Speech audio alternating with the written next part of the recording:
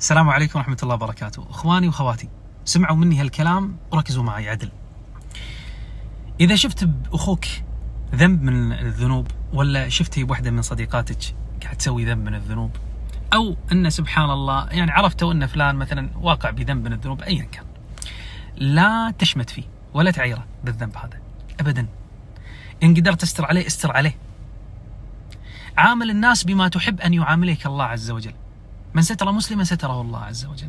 نفس الفكرة لما تشوف في عليه ذنب لا تعيره.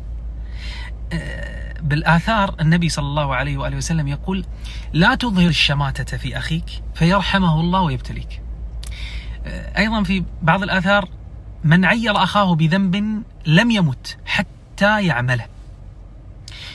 لما تشوف واحد مبتلى بذنب من الذنوب قل: الحمد لله الذي عافاني مما ابتلاه به وفضلني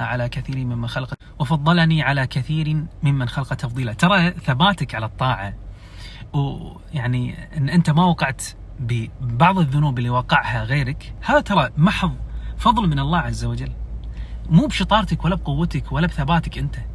الله عز وجل يمن على النبي صلى الله عليه وآله وسلم، يقول له النبي صلى الله عليه وسلم أطهر قلب على وجه الأرض، يقول: ولولا أن ثبتناك، يعني لولا الثبات من الله، يقول له: ولولا أن ثبتناك لقد كدت تركن إليهم شيئا قليلا. تخيل. فأنت منو عشان تشوف نفسك على خلق الله عز وجل؟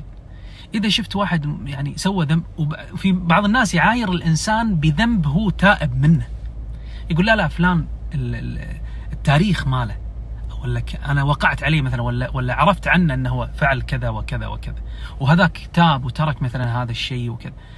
هذه من أكثر الأشياء رعبا وخوفا على الإنسان أنه يبتلى بأشد مما هو، لأن عير وشمت بالتائب، والتائب ما يخفى عليكم، يعني التائب في الآثار أنه حبيب الله، يعني هذا عزيز على الله عز وجل، هذا اللي ترك الذنب حق رب العالمين ورجاء ما عند الله عز وجل. تي أنت تعيره وتقول أنت سويت كذا ولا كذا، ولا تتكلم عنه، شيء مخيف جدا جدا، شيء مخيف.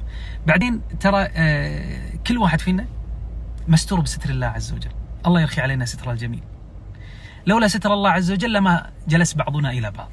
فأنت ترى يعني الناس قاعد تشوف تندحك وقاعد تثني عليك، ترى ستر الله عليك، لا تقص على نفسك ولا شيء، ستر الله بس، ولا لا من طاعات ولا من عبادات، شيء ما يذكر أمام الله عز وجل أعطانا إياه.